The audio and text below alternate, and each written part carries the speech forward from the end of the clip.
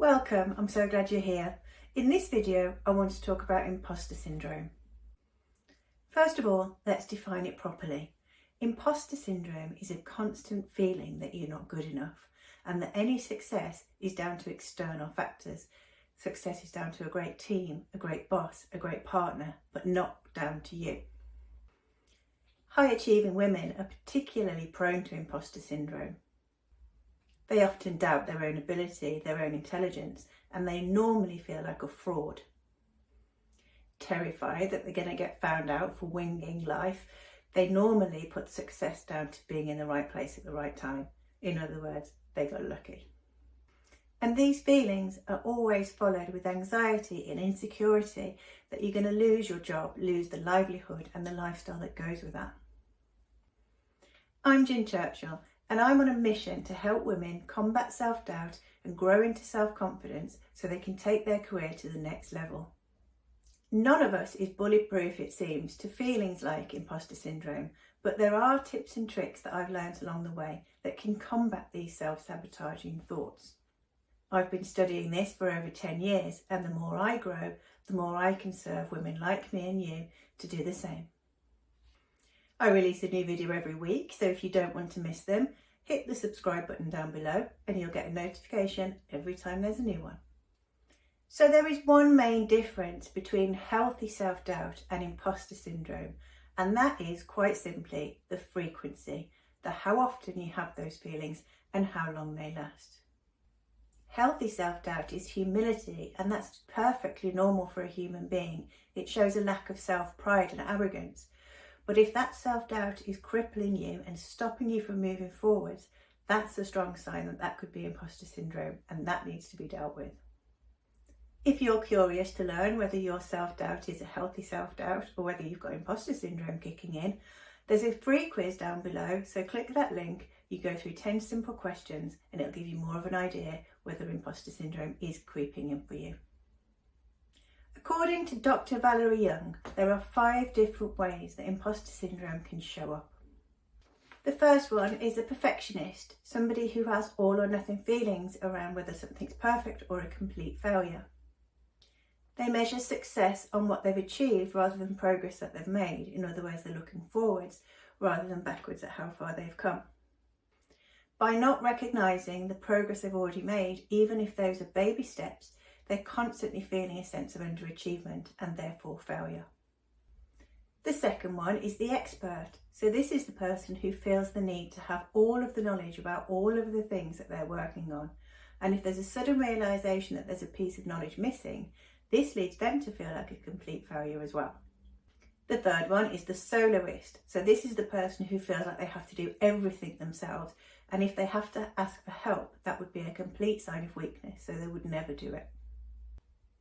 The fourth one is the natural genius. So this is somebody who measures their success on how easy and how quickly they can complete a task. Feelings of failure or imposter syndrome are triggered when they suddenly can't do something as quickly or as easily as they feel they should. This person often excelled in school and feels like everything in life should be as easy as that.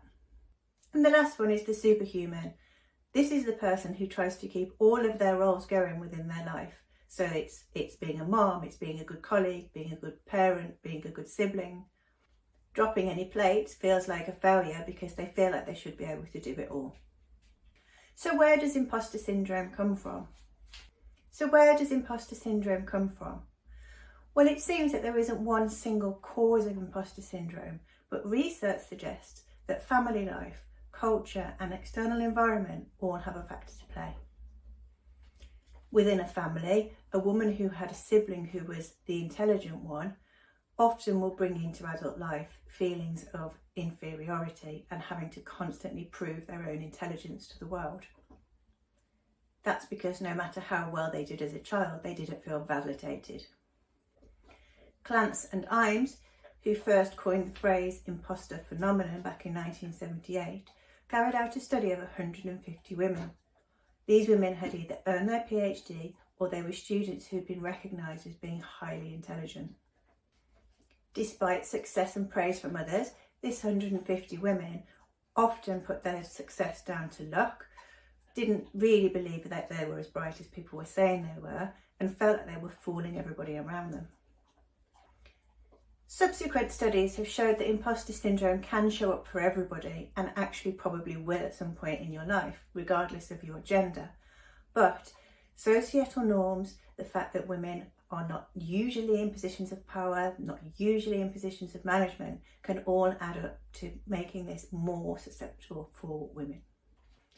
The truth is that most of us will go through imposter syndrome at some point in our lives. It's just important to recognise it and help support each other, because there are often feelings of feeling very alone when you have got imposter syndrome, because you feel like a fraud and you don't want to get exposed for that fraudulent behaviour, if you like. These feelings can often stop us from going for promotions or moving forwards as well. So we've put together a Facebook group of like-minded women who really want to succeed in life but recognise that self-doubt and imposter syndrome could be holding them back. If you would like to join us, it's called the Self-Doubters Confidence Campfire, and I'm leaving a link for that right below wherever you're watching this video. Don't forget, if you're interested in finding out if your self-doubt is healthy or if you've got imposter syndrome creeping in, you can take the 10-question quiz. The link's right below this video, and that will help you with uncovering your mindset and where you are. As ever, I appreciate your feedback. It helps me to bring you the content you're looking for, and it helps other people to find my stuff as well. So a little thumbs up down below. Any questions or comments, really appreciated. I will always come back to you. And in the meantime, you have a fantastic week.